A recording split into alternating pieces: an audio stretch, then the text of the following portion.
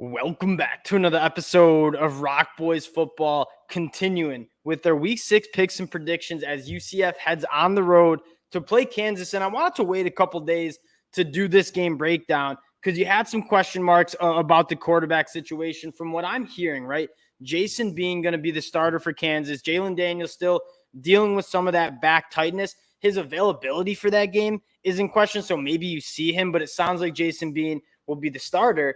And then from what you're hearing, it sounds like Plumlee's going to be back for UCF. This line has moved from 2 points favoring the Kansas Jayhawks to, as we're talking right now, 2 points favoring UCF. Sounds like Plumlee's going to be back. Extremely excited to get into this one. These are two of my most favorite offenses to watch. Again, if you like points, this is going to be a good one. Again, before we get into it, just want to say thank you to you guys. The support you guys have shown the boys for all these game breakdowns truly does mean a lot. We're almost at 10,000 subscribers, and that's an insane number. Thanks to you guys. So if you do enjoy the content, consider subscribing to the channel. Without further ado, let's get into this. And I want to start with UCF's offense going up against the Kansas defense. And the story for both sides of the football are kind of similar.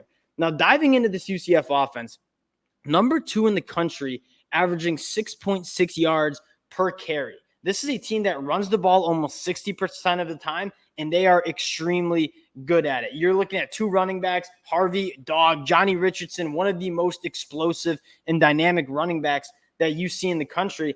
Johnny Richardson is averaging almost 7 yards per carry. Harvey averaging almost 6 yards per carry. This is a team that wants to run the football a lot, can do it at an extremely high level. And my favorite part about this running back room is they kind of do 2 different things, right? Harvey, a little bit more of the bell cow battering ram, bigger body, a little bit more physical. And then the change of pace guy, Johnny Richardson, who can take it 80 yards at the drop of a hat. 2 dynamic guys who do a little bit of different things. And my favorite part about this offense, though, is it's balanced in the way that if you want to address that run, right? If you're Kansas defense and you want to say, hey, we're gonna try to stop the run, we're gonna put 8 bodies in the box.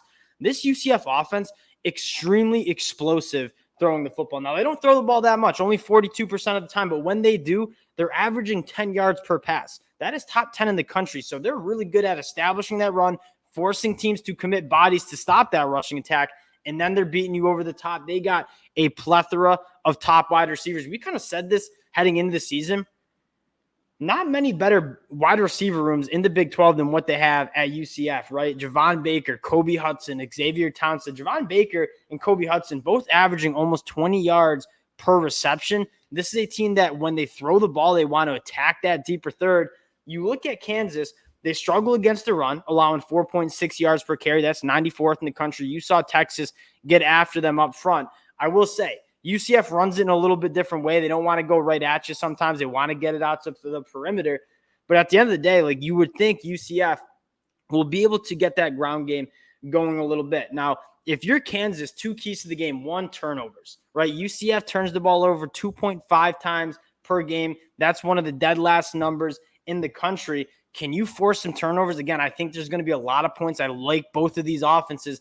Stealing a drive or 2 or 3 in this game will be extremely valuable. And the next thing is Kansas is really good at penetrating and creating negative plays. Do they give up some big plays on the ground? Yeah, sure they do, but they're also extremely aggressive, shooting gaps. If you can create some negative plays against this UCF team, get them behind the sticks a little bit, forcing Plumlee or Timmy McClain, whoever's starting, to be in that third and obvious passing situation, you kind of take away what UCF wants to do extremely well. So the 2 kind of things I'm keeping an eye on is, can Kansas create some negative plays and create some turnovers? And if they can, you got to like their chances here at home. Now, switching sides, very similar story. Kansas running the ball almost 60% of the time as well, and extremely effectively, averaging 5.2 yards per carry. That's top 25 in the country.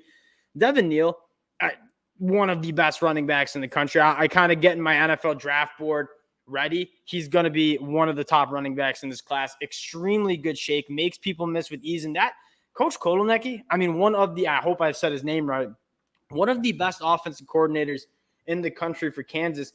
And what they excel at is getting their ball carriers out in space, kind of forcing those one-on-one situations with tackles in space. And Devin Neal's a guy that if you're open and if you're matched up with him in space and trying to make a tackle, Like, not a very easy guy to bring down. Highshaw also can get it done in a very, and this is why this game is so funny, because very similar situation. When Kansas does decide to throw it, they average 8.8 yards per pass. That's top 25 in the country. So if you want to commit bodies to the box, same thing we said with this UCF offense, Kansas is a team that can beat you over the top. Skinner, Arnold, Grimm, really, really good quarterbacks. Jason Bean, I get it. He's not Jalen Daniels, but he provides a very similar play style. So your playbook is not that much shrunk down because Jalen Daniels is not your starting quarterback. Jason Bean can still do a lot of those things that Jalen Daniels can do.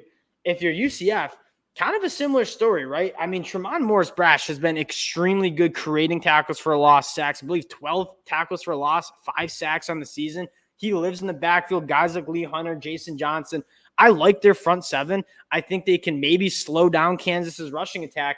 But again, a UCF team that gave up a lot of rushing yards to Baylor hasn't been great stopping the run against the Kansas offense that's going to want to spread you out and run the football and get their guys in space.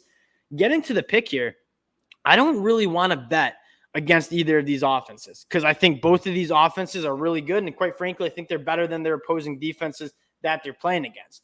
What I want to bet is on these offenses. So I'm going to go with the over here in this game. It's 64 points right now. I could see both teams kind of scoring in the upper 30s. I really do think both of these offenses will be able to have their way on the offensive side of the ball. Going to be a little bit more of a shootout game, I think, in Lawrence. UCF, Kansas, two really dynamic quarterbacks that are really good at hitting the explosive play. Give me the over 64 points. I'll have my eyeballs on this one. Again, if you like points, I think you're going to see a lot of them in this game. Feels like whoever has the ball last has a good shot at winning this matchup. Very excited for it. Not getting talked enough about, but both of these programs can put up some points. Very fun watches. I'm excited for it. Appreciate you guys rocking with the boys. Again, if you do enjoy the content, consider subscribing to the channel. Appreciate you guys, and we'll talk to y'all later. Peace.